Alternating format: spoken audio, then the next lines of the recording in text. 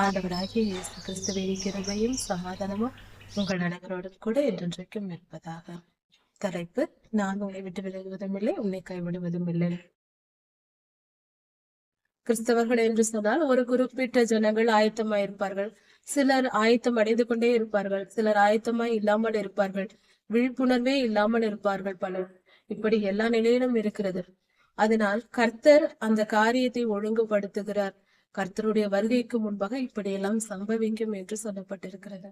இதை படித்து தெரிந்து கொள்கிற நாம் எந்த நிலையில் இருக்கிறோம் என்று நம்மை நாமே சோதித்து பார்த்து கர்த்தருடைய வருகைக்கு ஆயத்தமாக வேண்டும், பரிசுத்தம் அடைய வேண்டும். மறுரூபமாகுதல் மிகவும் முக்கியம்.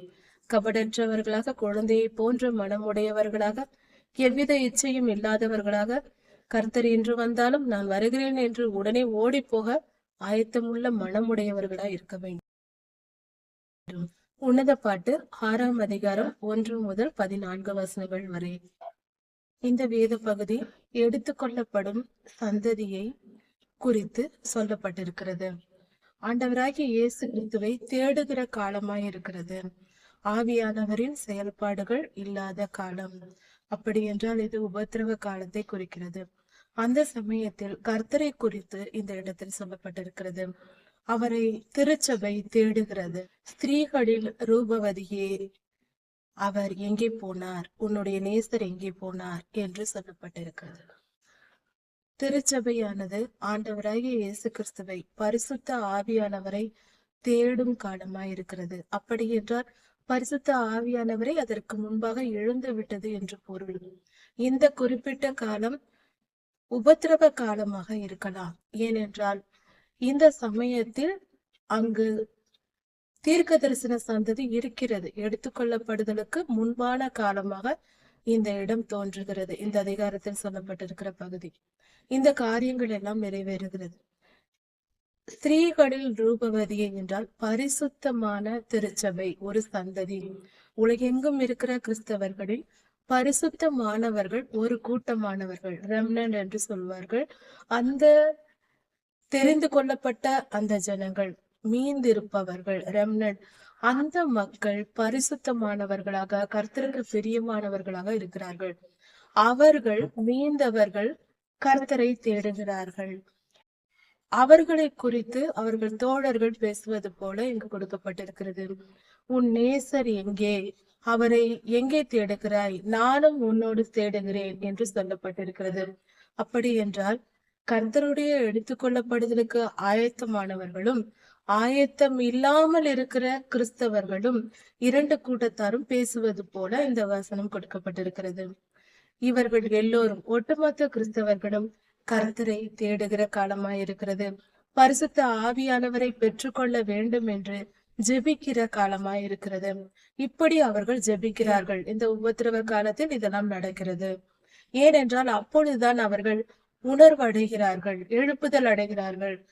ஏனோ தானோ என்று இருந்த கிறிஸ்தவம் அப்பொழுது உயிர் பெறுகிறது. ஜனங்கள் பரிசுத்தம் அடைகிறார்கள். தோட்டங்களில் மேயவும், லீலி புஷ்பங்களை கொய்யவும், அதாவது தோட்டங்களில் கர்த்தர் மேய போகிறார், லீலி புஷ்பங்களை அறுக்க போகிறார், பூக்களை பறித்து வர போகிறார்.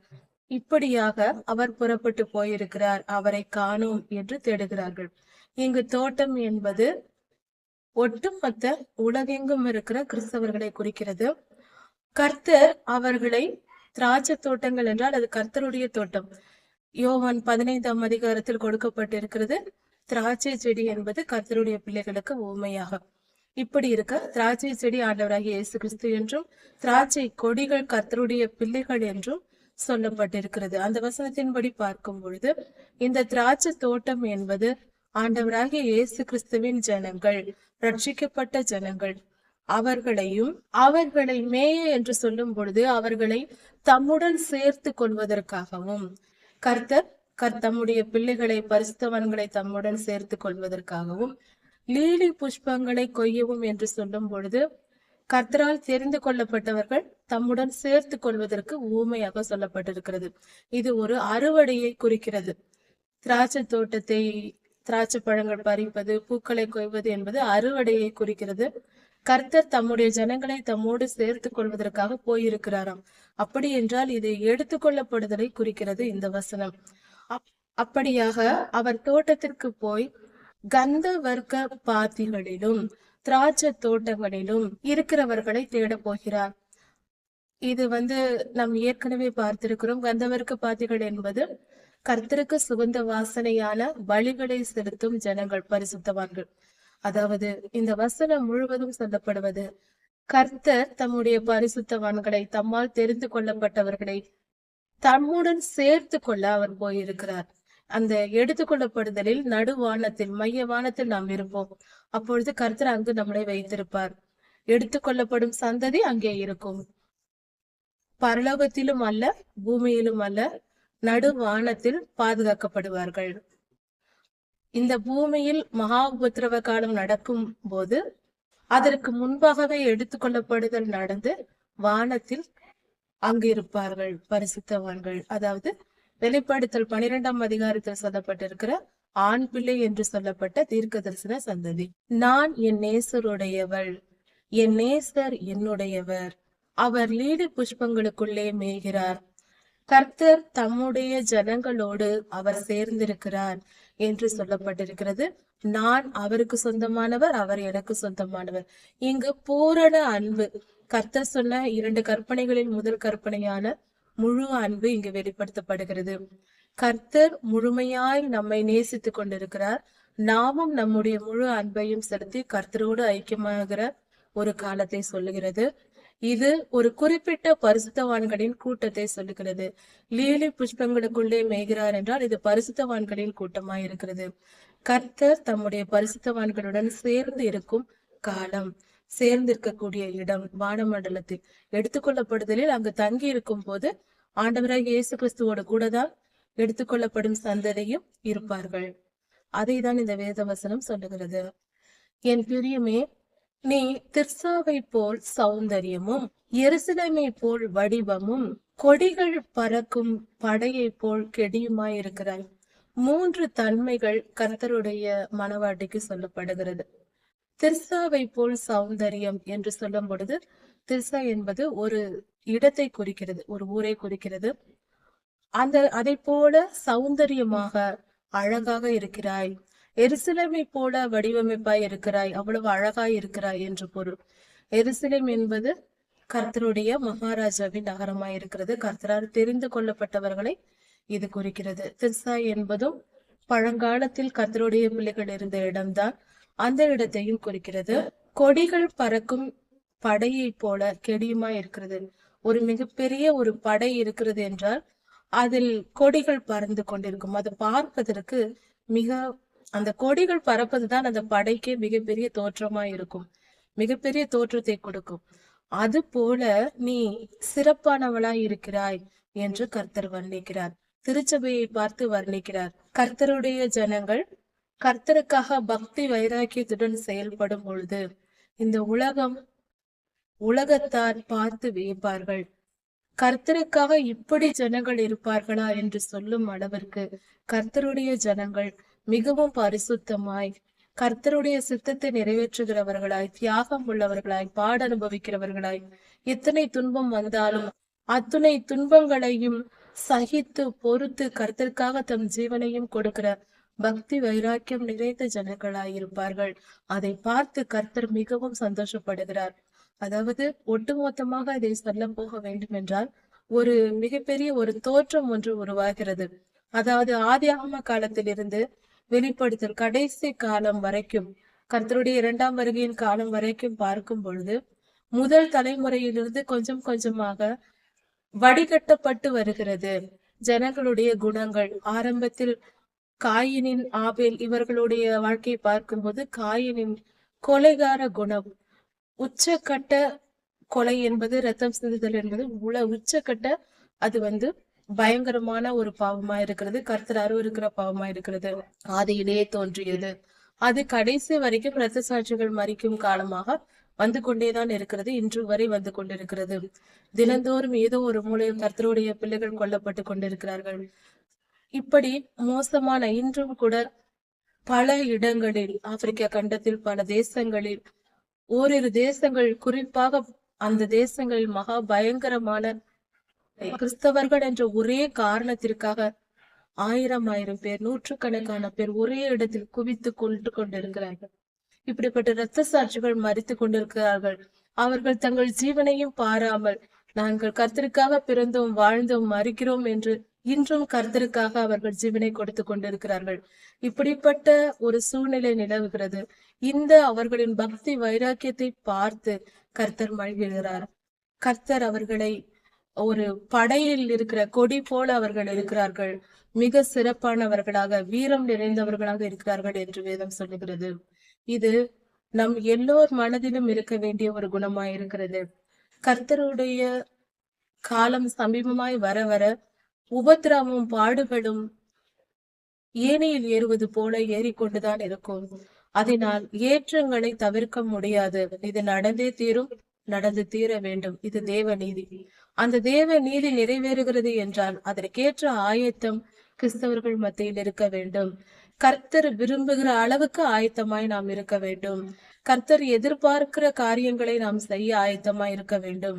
கர்த்தருடைய வார்த்தையில் நிலைத்திருக்க வேண்டும். இருதயத்தில் பக்தி வைராக்கியம் வேண்டும்.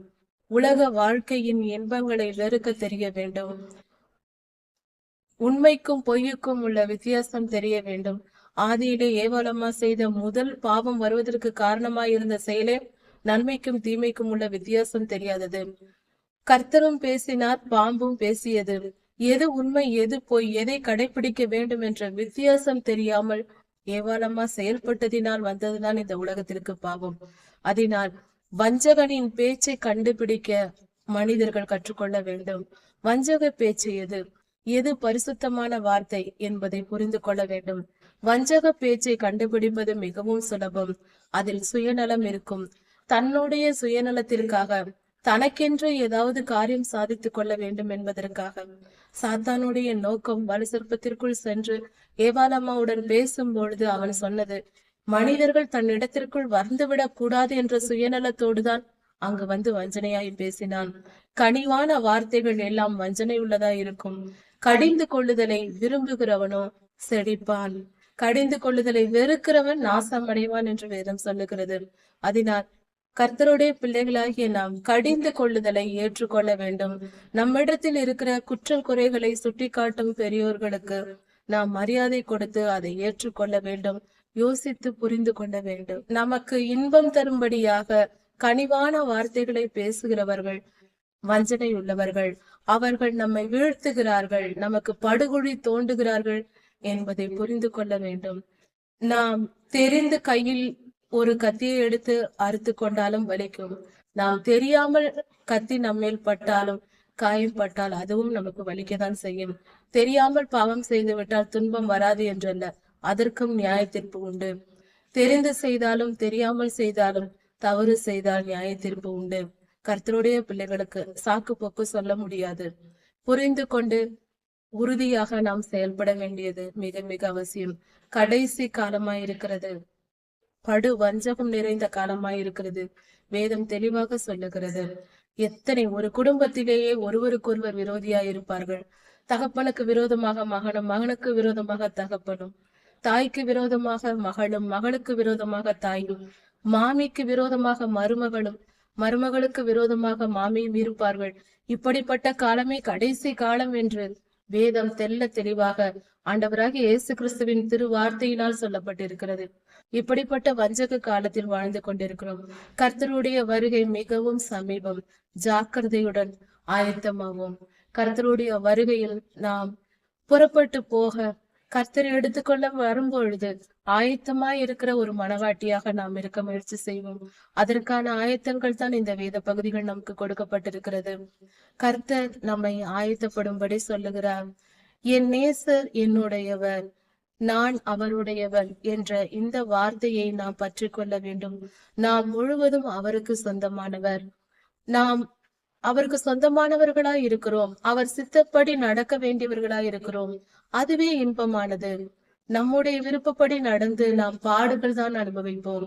அவருடைய சித்தத்தின்படி நாம் நடக்கும் பொழுது அது மிக சரியான பாதையாயிருக்கும்.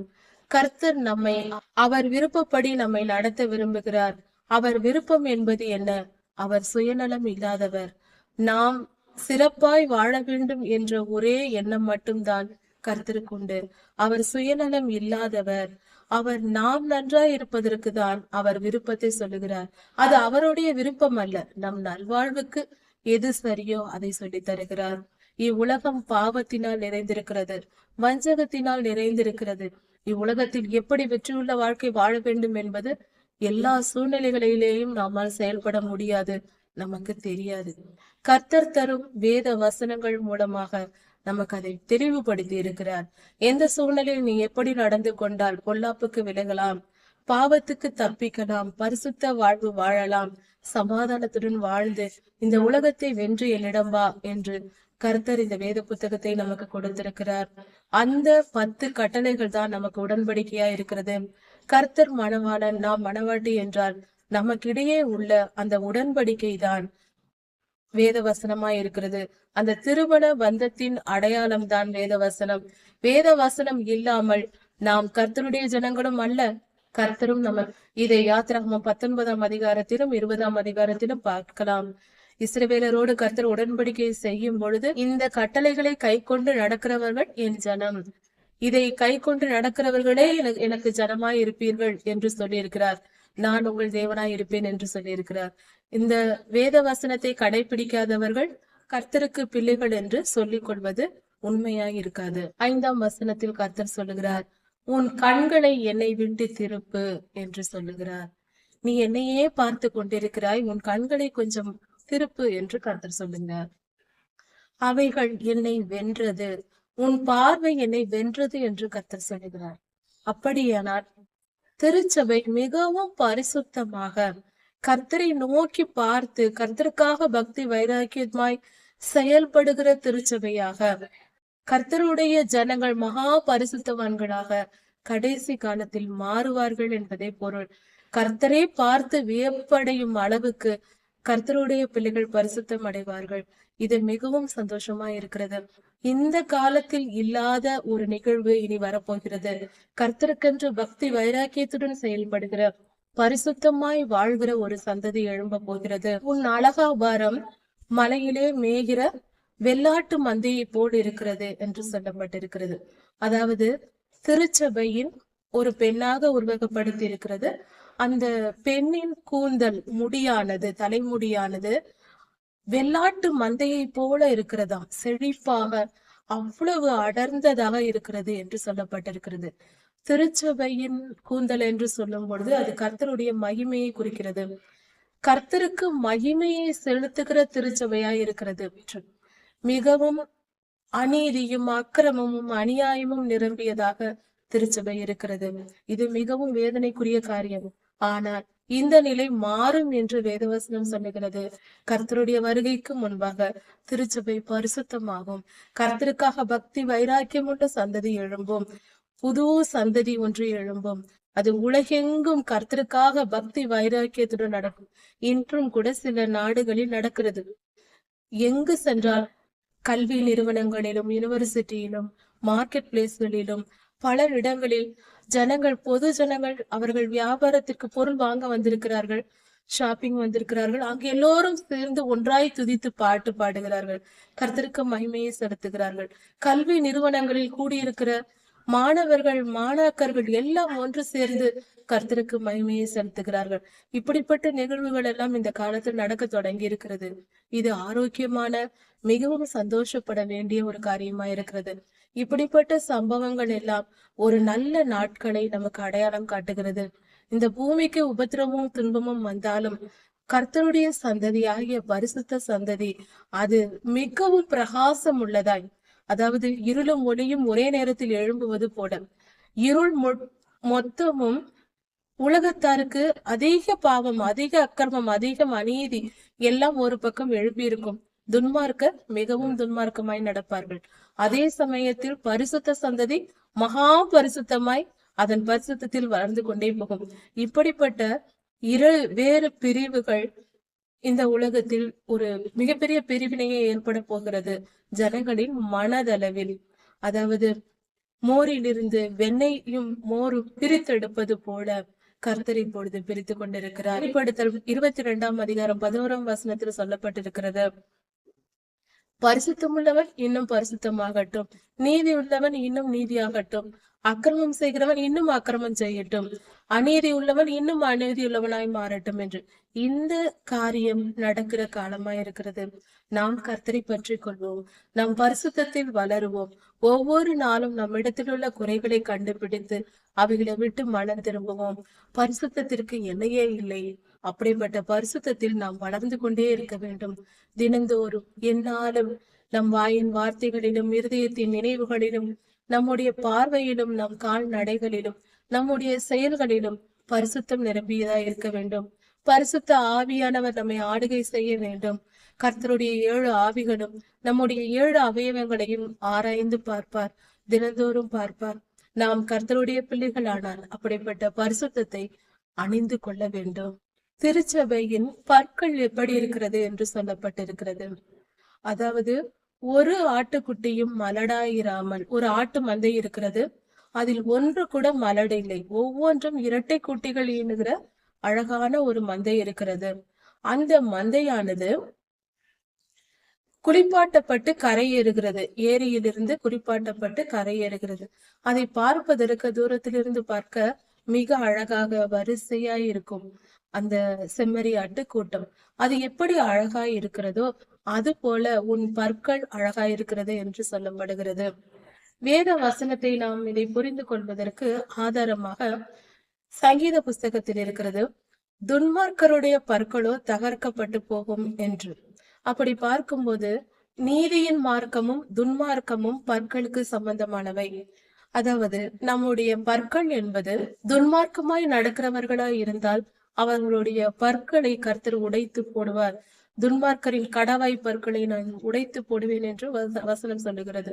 அப்படி என்றால் நாம் சன்மார்க்கமாய் வாழும் பொழுது, நாம் கர்த்தருக்கு பிரியமானவர்களாய் வாழும்போது நம்முடைய பற்கள் செழிப்பாய் இருக்கும், அது மிகவும் அழகுள்ளதாய் இருக்கும் என்று வேதவசனம் சொல்லுகிறது. அதாவது ஒரு மனிதனின் தன்மை, ஒரு மனிதனுடைய நீதி தன்னுடைய பற்களை பார்த்து சொல்ல முடியும். நீதிமானின் பற்கள் அது மிகவும் அழகானது, அது சிறப்பானது என்று வேதம் சொல்லுகிறது.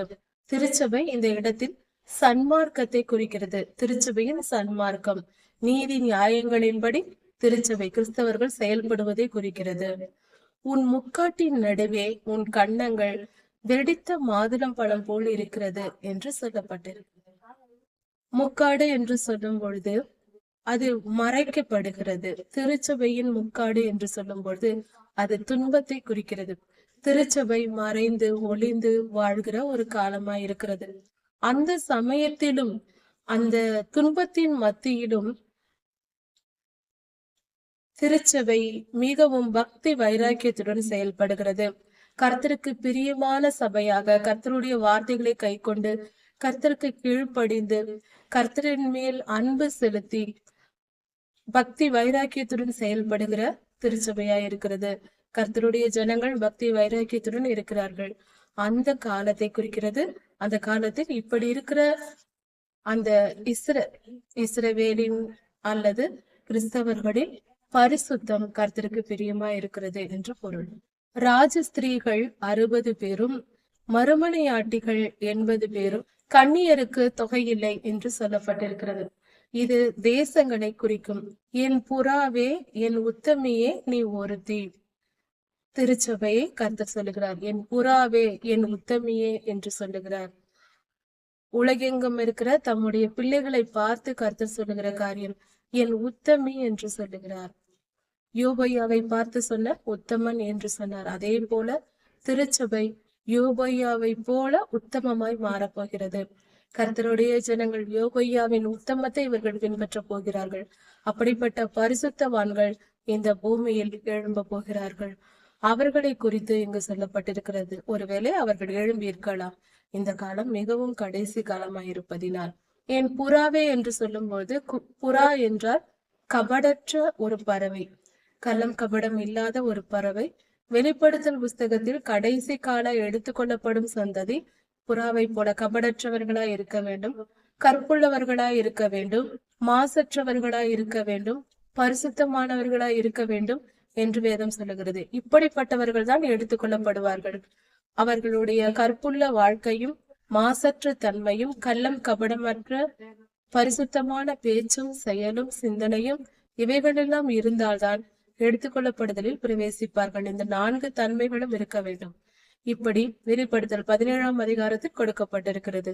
அப்படிப்பட்ட தன்மை நிறைந்த ஜனமாக இப்படி திருச்சபை இருக்கும். அதாவது உலகெங்கும் ஜனங்கள் இருப்பார்கள். அவர்களை கர்த்தர் நேசிக்கிறார். என் புறாவே, என் உத்தமியே, நீ ஒருத்தி. உன் தாய் உன்னை போற்றினால், உன் தோழிகள் உன்னை போற்றினார்கள், குமாரத்திகள் அவனை கண்டு போற்றினார்கள். பலர் வந்து போற்றுகிறார்கள். அதாவது இங்கு பெண்ணாக உருவகப்படுத்தி இருக்கிறது கர்த்தருடைய தீர்க்க தரிசன சந்ததி. தாய் என்பது திருச்சபையை குறிக்கிறது. அந்த தாய் பெற்ற மகன் என்று சொல்லப்படுவது தீர்க்க தரிசன சந்ததி. தீர்க்க தரிசன சந்ததி கடைசி கால ரெம்னன்ட் என்று சொல்லப்படுகிற மீந்திருக்கிற தீர்க்க தரிசன சந்ததி, தெரிந்து கொள்ளப்பட்டவர்கள். அப்படிப்பட்டவர்களை சொல்லப்பட்டிருக்கிறது. அவர்கள் மிகவும் பரிசுத்தமானவர்கள், பாவம் அறியாதவர்கள், கற்பு நிறைந்தவர்கள், கற்புள்ள ஜனங்கள், மாசற்றவர்கள், கள்ளம் கபடம் இல்லாதவர்கள், புறாவை போன்ற தன்மை உடையவர்கள். புறாவுக்கு எந்த தீமையும் பிறருக்கு செய்ய தெரியாது. அது தீமை அறியாத ஒரு பறவை. அது போல இருக்க வேண்டும் என்பதே கர்த்தருடைய விருப்பம். அப்படிப்பட்டவர்களே எடுத்துக்கொள்ளப்படுவார்கள். அப்படிப்பட்ட தீர்க்க தரிசன சந்ததி எப்படி இருக்கிறதாம்? சூரியனை போல பிரகாசம் உள்ளதாகவும், சந்திரனை போல அழகுள்ளதாகவும், கொடிகள் பறக்கும் படையை போல கெடி உள்ளதாகவும் இருக்கிறதாம். கம்பீர தோற்றம் உள்ளதாகவும், சூரியனை போல பிரகாசம் உள்ளதாகவும், சந்திரனை போல அழகுள்ளதாகவும் இப்படிப்பட்ட ஒரு சந்ததி எழும்ப போகிறது. அப்படி என்றால் இந்த 3 தன்மைகளும் இருக்கும். அவர்கள் கர்த்தருடைய கடைசி கால இந்த சந்ததி கர்த்தருக்கென்று பக்தி வைராக்கியமாய் செயல்படுகிறவர்கள், படையின் கொடி போல இருக்கிறவர்கள், அழகுள்ளவர்கள். அப்படி என்றால் சந்திரனை போல அழகு என்றால் பரிசுத்தம் உள்ளவர்கள், சூரியனை போல பிரகாசம் உள்ளவர்கள் என்று சொன்னால், அருணோதயம் போல பிரகாசமாய் இருப்பார்கள் என்று சொன்னால், அவர்கள் கர்த்தருக்கு மகிமையை செலுத்தக்கூடியவர்கள், கர்த்தருக்கு மகிமை உண்டாகும்படி வாழ்கிறவர்கள். நீதியின் சூரியன் கர்த்தர், அவருடைய பிரகாசமாய் இவர்கள் இருப்பார்கள். கர்த்தரை வெளிப்படுத்துகிறவர்களாய், கர்த்தருடைய தன்மையை வெளிப்படுத்துகிறவர்களாய், கர்த்தருடைய சித்தம் அறிந்து செயல்படுகிறவர்களாய் இவர்கள் இருப்பார்கள். இவர்கள் பரிசுத்த சந்ததியாய் இருக்கிறார்கள். பள்ளத்தாக்கிலே பழுத்திருக்கிற கனிகளை பார்க்கவும், திராட்சை கொடிகள் பூத்திருக்கிறதா என்று பார்க்கவும், திராட்சை செடிகள் துளிர்விட்டு மாதுளம் செடி பூ பூத்திருக்கிறதா என்று பார்க்கவும் நான் தோட்டத்திற்கு போனேன் என்று கர்த்தர் சொல்லுகிறார். மாதுளஞ்செடி பூத்திருக்கிறதா என்று அறியவும் வாதுமை தோட்டத்துக்கு போனேன் என்று சொல்லுகிறார். இங்கு சொல்லப்பட்டிருக்கிறது, திராட்சை செடிகள் துளிர்விட வேண்டும், மாதுளஞ்செடி பூ பூக்க வேண்டும், வாதுமை மர தோட்டத்தில் இவைகள் நடக்க வேண்டும் என்று சொல்லப்பட்டிருக்கிறது. இது ஞானார்த்தமான பொருளா இருக்கிறது. திராட்சை செடி துளிர்விடுதல் என்பது கிறிஸ்தவர்கள் பிறப்பது, பரிசுத்தம் அடைவது, மறுபிறப்படைவது போன்ற காரியங்களை குறிக்கிறது. மாதுளஞ்செடி என்பது கர்த்தருக்கு பிரியமான இஸ்ரவேலர்களை குறிக்கலாம். இப்படி பலவித அர்த்தங்கள் இருக்கிறது. வாதுமை மரம் இதெல்லாம் கர்த்தருடைய தோட்டம் என்று சொல்லும் போது ஒட்டுமொத்த கிறிஸ்தவர்களை குறிக்கிறது. கிறிஸ்தவர்களின் வளர்ச்சி நிலை, அவர்கள் ஆவிக்குரிய நிலை எப்படி இருக்கிறது என்று பார்க்க கர்த்தர் வருகிறார். பரிபூரணமாய் வளர்ந்திருக்கிறார்களா? தம்முடன் எடுத்துக்கொள்ள, அதாவது 1000 வருட அரசாட்சிக்கு பங்கு பெறும்படியாக ஆயத்தமாய் இருக்கிறார்களா என்று பார்க்க கர்த்தர் வருகிறார். இப்படி நான் போனேன், நான் நினைப்பதற்கு முன்பாகவே என் ஆத்துமா அமிலதாவின் ரதங்களுக்கு ஒப்பாக்கிற்று, மிக வேகமாக சென்றேன் என்று சொல்லுகிறார். நான் நினைத்த உடனே அந்த இடத்திற்கு நான் போய்விட்டேன் என்று கர்த்தர் சொல்லுகிறார். திருச்சபையாகிய கர்த்தர் தம்முடைய பிள்ளைகளை பார்க்க வருகிறார். திரும்பி வா, திரும்பி வா, சூலமித்தியே திரும்பி வா, நான் உங்களை பார்க்கும்படிக்கு நீ திரும்பி வா என்று கர்த்தர் அழைக்கிறார். சூலமித்தியில் நீங்கள் என்னத்தை பார்க்கிறீர்கள்? அவள் 2 சேனைக்கு சமமானவள் என்று சொல்லப்படுகிறது. இது முழுவதும் கர்த்தருடைய ஜனமாகிய கிறிஸ்தவர்களை மற்றும் இஸ்ரவேலர்களை குறிக்கிறது. இவர்கள், இந்த கூட்டத்தார் கர்த்தருக்கென்று ஆயத்தமாக வேண்டும். ஆயத்தம் இல்லாதவர்களை அவர் பார்க்க வருகிறார் என்று சொல்லப்படுகிறது. இந்த கூட்டம் ஒரு கூட்டம் ஆயத்தமாய் இருக்கும். கிறிஸ்தவர்கள் என்று சொன்னால் ஒரு குறிப்பிட்ட ஜனங்கள் ஆயத்தமாய் இருப்பார்கள். சிலர் ஆயத்தம் அடைந்து கொண்டே இருப்பார்கள், சிலர் ஆயத்தமாய் இல்லாமல் இருப்பார்கள், விழிப்புணர்வே இல்லாமல் இருப்பார்கள் பலர். இப்படி எல்லா நிலையிலும் இருக்கிறது. அதனால் கர்த்தர் அந்த காரியத்தை ஒழுங்குபடுத்துகிறார். கர்த்தருடைய வருகைக்கு முன்பாக இப்படியெல்லாம் சம்பவிக்கும் என்று சொல்லப்பட்டிருக்கிறது. இதை படித்து தெரிந்து கொள்கிற நாம் எந்த நிலையில் இருக்கிறோம் என்று நம்மை நாமே சோதித்து பார்த்து கர்த்தருடைய வருகைக்கு ஆயத்தமாக வேண்டும், பரிசுத்தம் அடைய வேண்டும். மறுரூபமாகுதல் மிகவும் முக்கியம். கபடற்றவர்களாக, குழந்தையை போன்ற மனமுடையவர்களாக, எவ்வித இச்சையும் இல்லாதவர்களாக, கர்த்தர் என்று வந்தாலும் நான் வருகிறேன் என்று உடனே ஓடி போக ஆயத்தமுள்ள மனமுடையவர்களாய் இருக்க வேண்டும். இது ஒன்றே போதுமானது. உன்னத பாட்டு 7, 8 அதிகாரங்கள். ஒரு மணமகனுக்கு திருமணம் செய்ய வேண்டும் என்றால் ஒரு மணப்பெண்ணை தேடுவார்கள். அந்த மணப்பெண்ணானவள் எப்படி இருக்க வேண்டும் என்று ஒரு வரைமுறை இருக்கிறது. அதாவது அந்த பெண் பூரண அழகுள்ளவளாய் இருக்க வேண்டும் என்று எல்லோரும் விரும்புவார்கள். அந்த ஒரு மணவாளன் மணப்பெண் அழகாய் இருக்க வேண்டும், அவள் கண்கள் இப்படி இருக்க வேண்டும், கால்கள் இப்படி இருக்க வேண்டும் என்று கற்பனை செய்வதுண்டு. எல்லா ஆண்களும் அப்படிதான் விரும்புவார்கள்.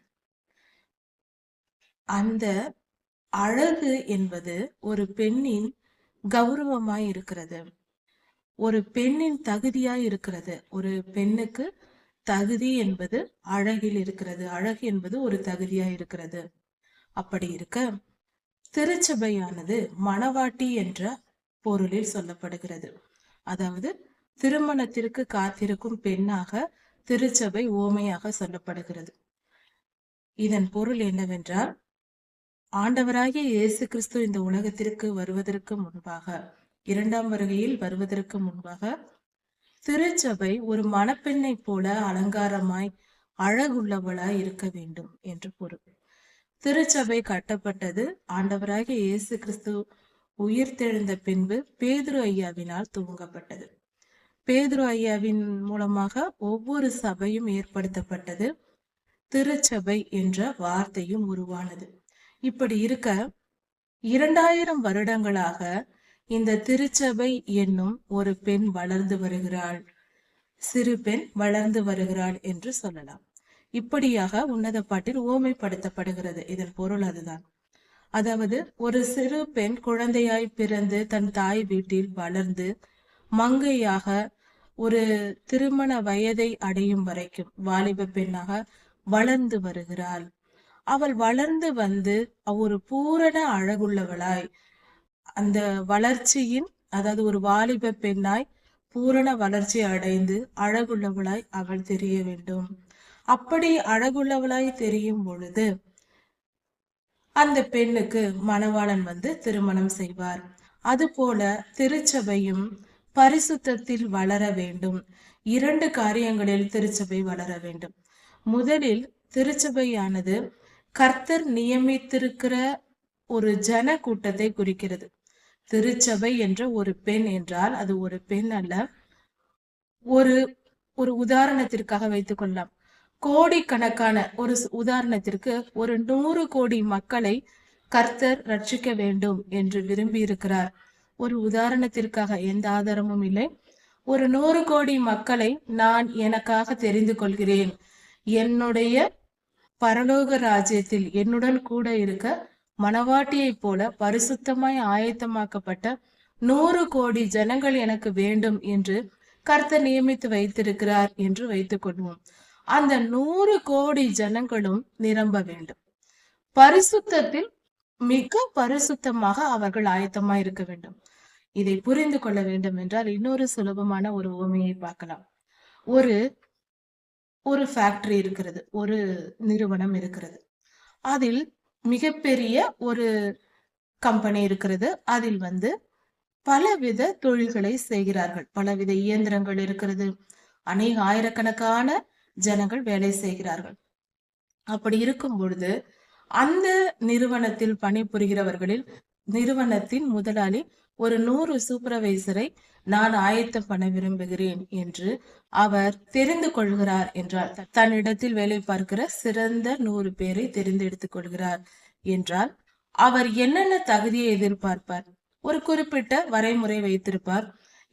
இதன்படி 100 பேர் எனக்கு வேண்டும். அவர்கள் இப்படிப்பட்டவர்களாய் இருக்க வேண்டும், கடின உழைப்பாளியாக இருக்க வேண்டும், திறமைசாலியாக இருக்க வேண்டும், நற்குணங்கள் நிரம்பியவர்களாக இருக்க வேண்டும், கீழ்ப்படிதல் உள்ளவர்களாக இருக்க வேண்டும். இப்படியான சட்டத்திட்டங்களை வகுத்து இந்த சட்டத்திட்டங்களுக்கு உட்பட்டு நடக்கிற ஜனங்கள் ஒரு 100 பேரை தேர்ந்தெடுத்துக் கொள்ளுங்கள் என்று தன்னுடைய அலுவலக அதிகாரியிடம் சொல்லுவார். இப்படிதான் தேர்ந்தெடுப்பார். அதே போல நமது ஆண்டவராகிய இயேசு கிறிஸ்துவும் இப்படிப்பட்ட தகுதியுடையவர்களை தனக்கென்று அவர் நியமித்திருக்கிற சட்டத்திட்டங்களுக்கு உட்பட்டு நடக்கிற ஜனங்களை தெரிந்து கொள்ளும்படியாக கர்த்தர் இந்த காலத்தை நியமித்திருக்கிறார். ஆண்டவராகிய இயேசு கிறிஸ்து உபதேசித்தது இப்படிப்பட்ட ஜனங்களை உருவாக்குவதற்கு தான். ஆண்டவராகிய இயேசு கிறிஸ்து 3.5 வருடம் இந்த பூமியில் சுற்றி திரிந்து உபதேசித்து வந்தார். அவர் சொன்ன வார்த்தைகள் அன்றோடு முடிந்து போகவில்லை. அன்று வார்த்தையாக காற்றின் வழியாக மற்ற மனிதர்களுக்கு கேட்டது, காதில் நேராக கேட்டுக்கொண்டார்கள். இன்று நாமோ அவருடைய வார்த்தையை வசனமாக எழுதி பைபிளில் நாம் படிக்கிறோம். அப்படி என்றால் அந்த வார்த்தை இன்று அளவும் நம்மிடம் வந்து சேர்ந்து கொண்டிருக்கிறது. ஆதி முதல் 2000 வருடங்களாக ஒவ்வொரு தலைமுறையாக பிறந்து பிறந்து வந்து கொண்டே இருக்கிறோம். இந்த கடைசி தலைமுறையாக நாம் இருக்கிறோம். நாமும் இந்த சுவிசேஷ புத்தகத்தை வாசிக்கிறோம். மத்தேயு, மார்க்கு, லூக்கா, யோவான் புஸ்தகங்களை நாம் வாசிக்கிறோம். அப்படி வாசித்து நாம் கற்றுக்கொள்கிறோம்.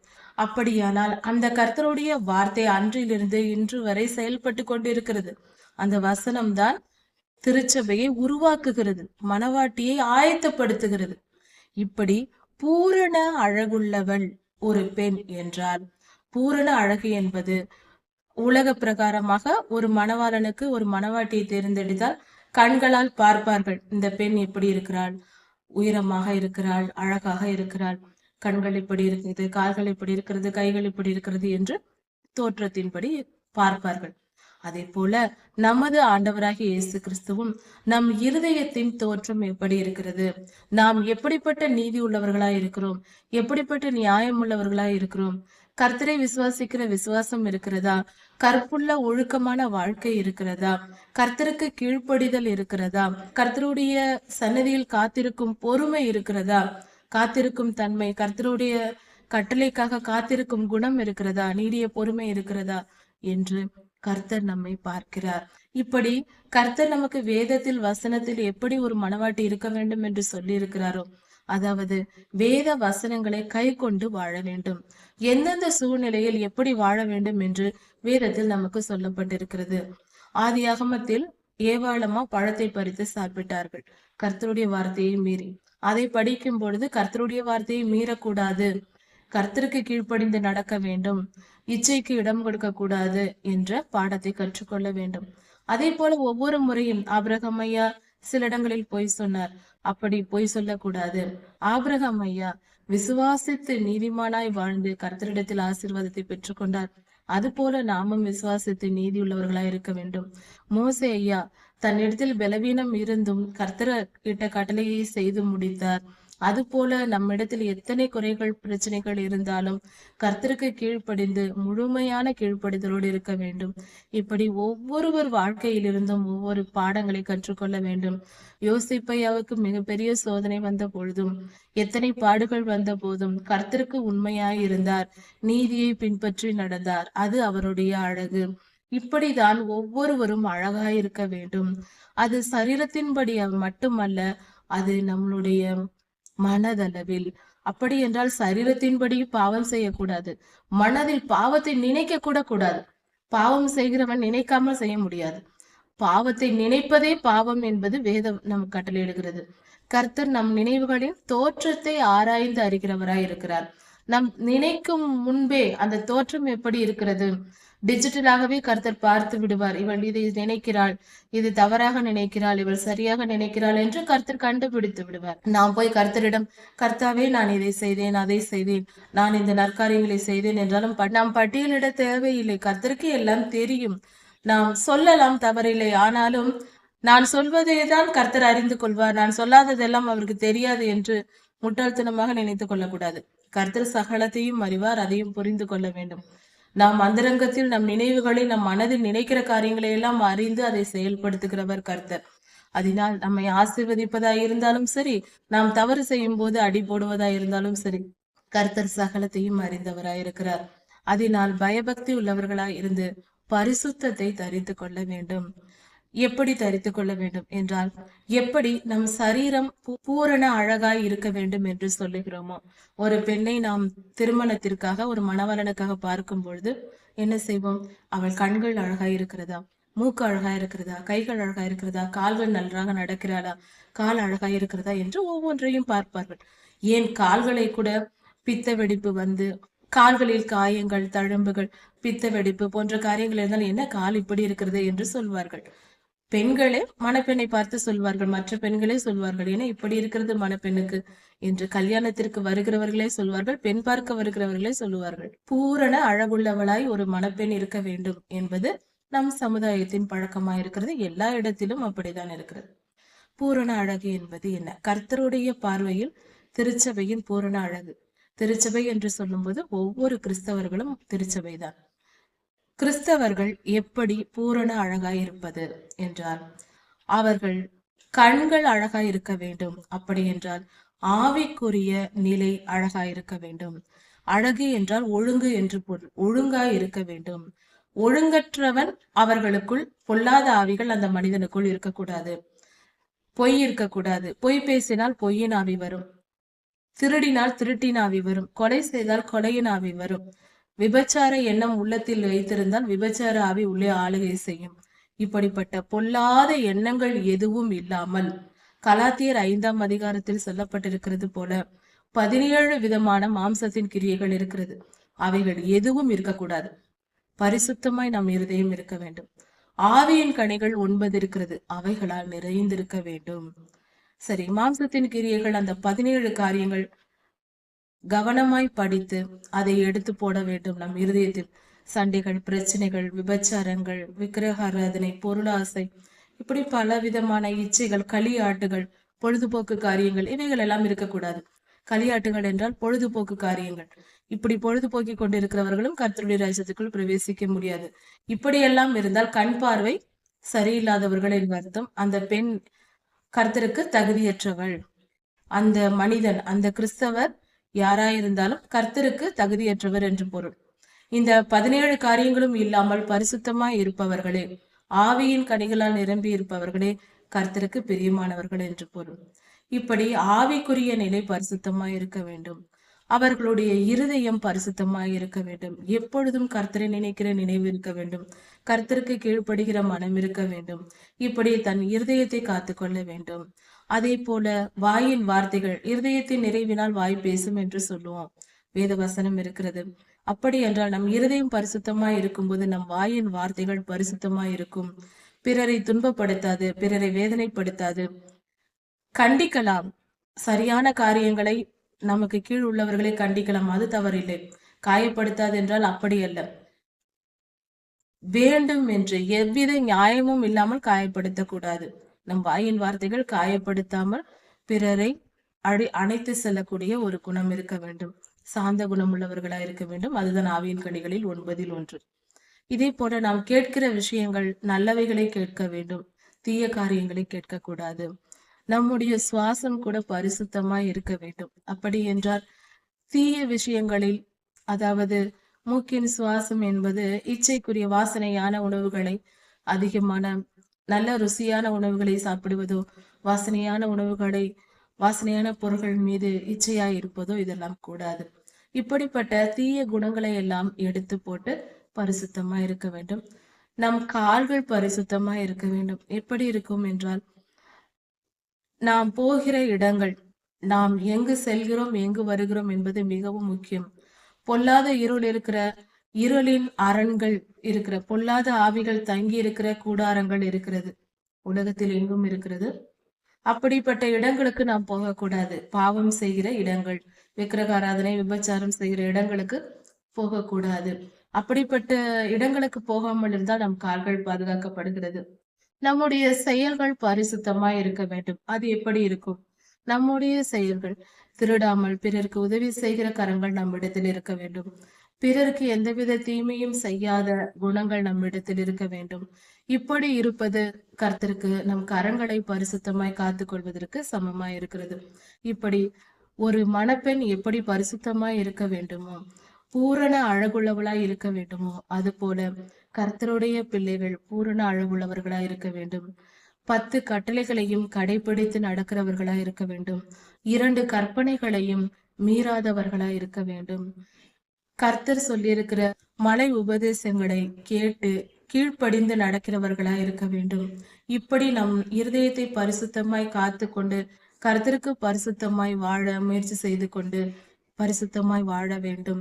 நாம் முயற்சி செய்தால் கர்த்தருடைய உதவி கிடைக்கும்.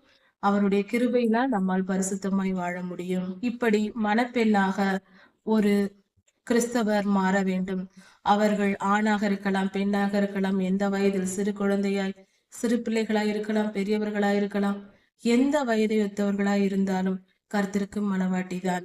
இதன் பொருள் கர்த்தருக்கு ஏற்ற மணவாளனுக்கு ஏற்ற மணப்பெண்ணை தேடுவது போல நம் மணவாளன் பரிசுத்தராய் இருக்கிறார்.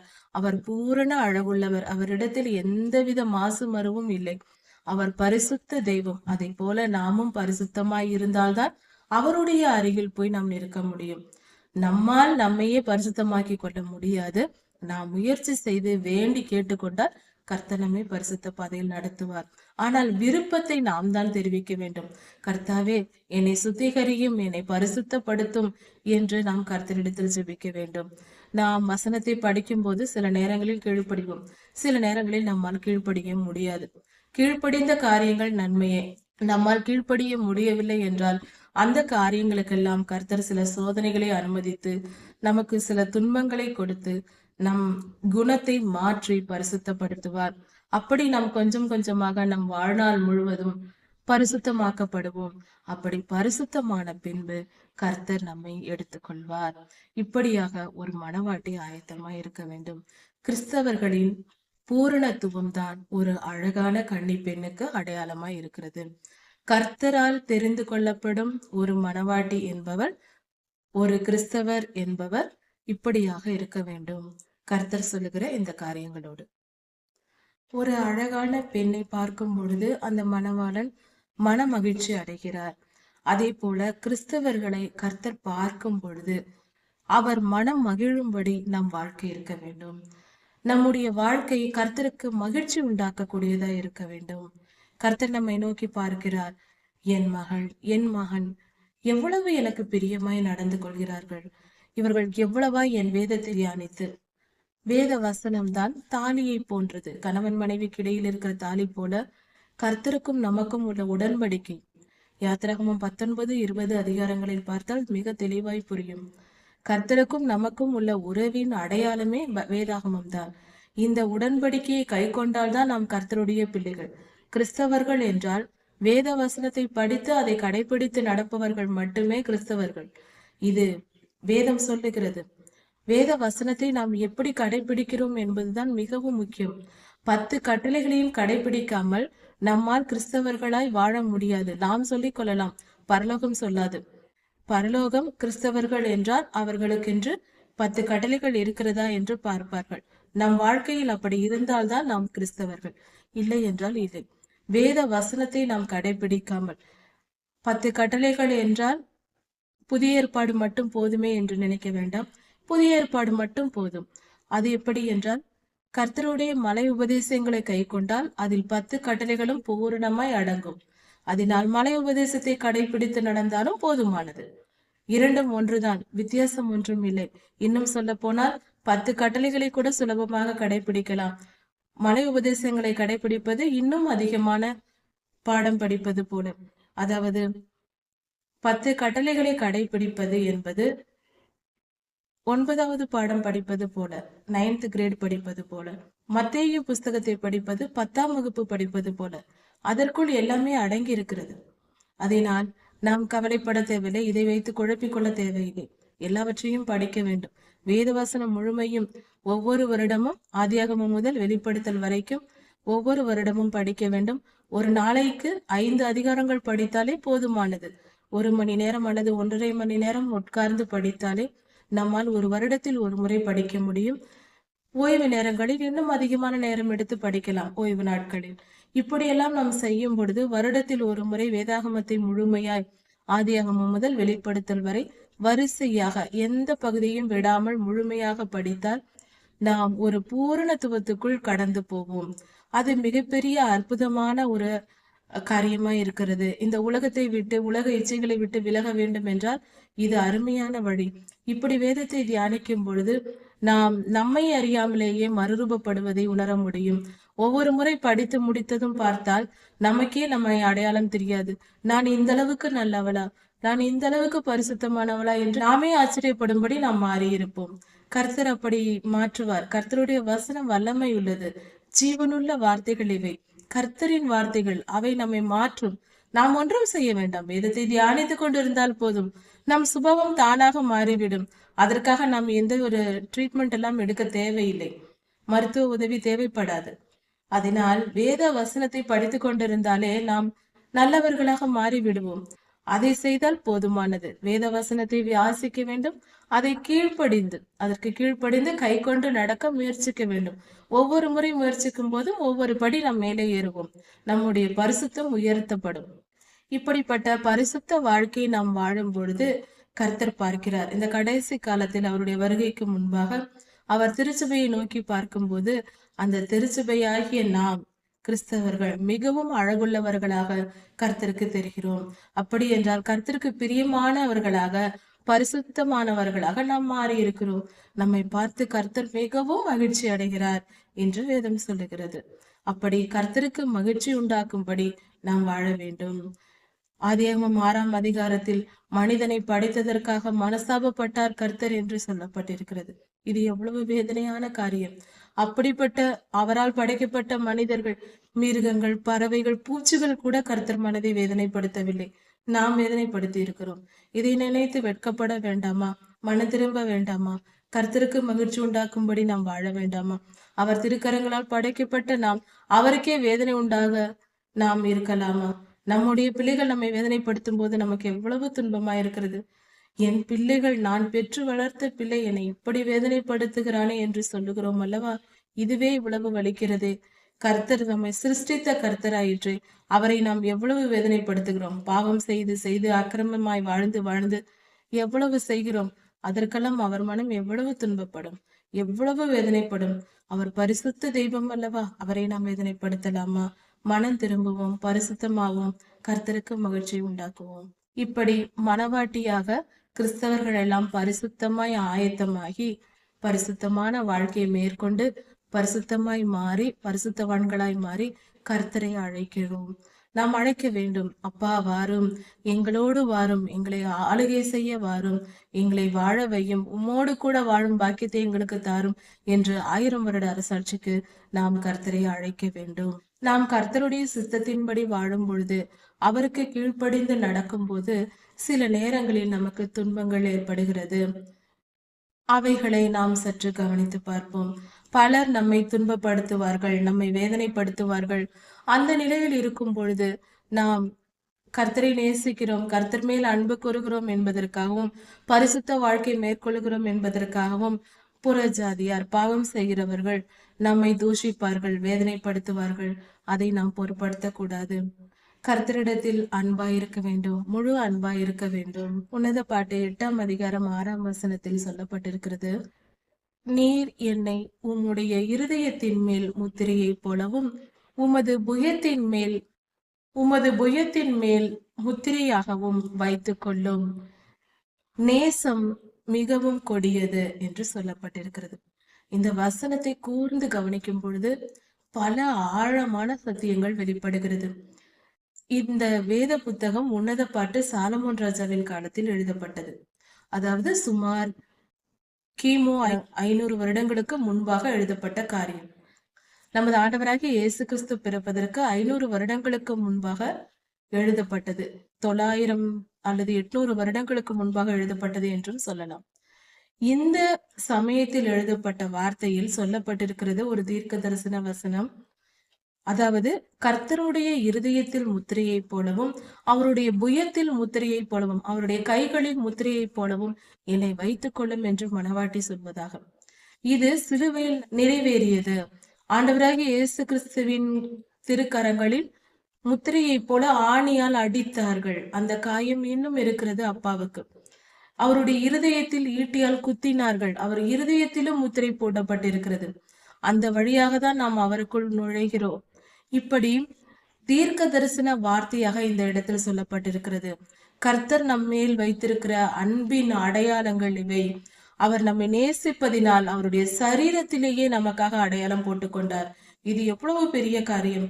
நாம் இப்படி செய்வது அன்பின் உச்சகட்டம் என்று சொல்லலாம். கர்த்தர் அவ்வளவாய் நம்மேல் அன்பு கூறுகிறார். அவர் மிகப்பெரிய காரியங்களை செய்கிறார். அதை நாம் சற்று கவனித்து புரிந்து கொள்வோம். இன்னொன்று, இந்த வசனத்தில் நேச வைராக்கியம் கொடியது என்று சொல்லப்பட்டிருக்கிறது. ஒருவர் மேல் வைத்திருக்கிற அன்பு மரணத்தை போல வலிமை உள்ளது. ஒருவரை நாம் முழுமையாய் நேசித்து விட்டால் மரணத்தை விட கொடிய வலியை அந்த நேச வலி கொடுக்கும். இது ஆண்டவராகிய இயேசு கிறிஸ்துவுக்கும் நடந்தது. அவர் மனித குலத்தை காப்பாற்ற ரட்சிக்க வந்தார். அதனால் நம்மேல் வைத்த பூரண அன்பு, அந்த நேசத்தினால் அவர் தம்மை தாமே சிலுவையில் அத்தனை கொடுமைகளையும் அனுபவிக்க தம்மை ஒப்பு கொடுத்தார். அந்த நேச வைராக்கியம் நம்மை மீட்டெடுக்கவே வேண்டும். இந்த மனித குலத்தை நான் காப்பாற்றுவேன், அந்த மனித குலத்தை என்னிடமாய் நான் சேர்த்து கொள்வேன், என் அன்பை என் ஜனங்களுக்கு வெளிப்படுத்துவேன் என்று அந்த வைராக்கியத்தின் நிமித்தம் கர்த்தர் நம்மேல் வைத்த வைராக்கியத்தின் நிமித்தம் அந்த சிலுவையின் பாடுகளை சுமந்து கொண்டார். இது எப்படிப்பட்டதா இருக்கிறது! இன்று ஒவ்வொரு கிறிஸ்தவர்களும் அதே மனநிலையில் இருக்க வேண்டும். கர்த்தர் நமக்காக எவ்வளவு வைராக்கியமாய் அத்தனை பாடுகளையும் சுமந்து கொண்டாரோ அதே போல நாமும் கர்த்தருக்காக இந்த உலகத்தின் நாம் கர்த்தரை பின்பற்றும் போது அநேக துன்பங்கள் துயரங்கள் எல்லாம் வரும். வராததே இருக்காது, எல்லாம் வரும். ஒவ்வொரு மனிதர்களும் யோபையாவை போல வாழ வேண்டியதுதான். அப்படிப்பட்ட சூழ்நிலை வரும், இல்லை என்றால் தான் ஆச்சரியம். அப்படி வந்தாலும் அத்தனையையும் சுமந்து கொண்டு நமது ஆண்டவரே அவரே நமக்காக இவ்வளவு பாடுகளை சுமந்திருக்க நாம் அதில் கொஞ்சம் கூட சுமக்கவில்லை என்றால் நமக்கு வாழ்க்கைக்கு அர்த்தம் இல்லாமல் போகும். வந்த துன்பங்கள் அத்தனையும் சகித்து கொண்டு கர்த்தருக்கு பக்தி வைராக்கியமாக அவரை மறுதலிக்காமல், அவரிடத்தில் இடரல் அடையாமல், அவரிடத்திற்கு நாம் பின்வாங்கி போகாமல் நாம் பரிசுத்தமாய் கர்த்தரில் நிலைத்திருக்க வேண்டும். இப்படிப்பட்ட அந்த நேச வைராக்கியம் என்பது அக்கினி தழலை விட அதிக வல்லமை உள்ளது என்று வேதம் சொல்லுகிறது. அக்கினி எரிவது போல மனதிற்குள் அந்த நேச வைராக்கியம் எரியும். கர்த்தர் நம் மேல் வைத்திருக்கிற அன்பும் அப்படிப்பட்டதுதான். நாமும் அப்படிப்பட்ட அன்பை தான் நம் ஆண்டவர் மேல் வைக்க வேண்டும்.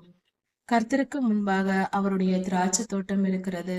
சாலமோனின் திராட்சை தோட்டம் போல கர்த்தருக்கு முன்பாக திராட்சை தோட்டம் இருக்கிறது. அதாவது கர்த்தருடைய ஜனங்களாகி நாம் இருக்கிறோம். நாம் கர்த்தரை அழைக்கிறோம்.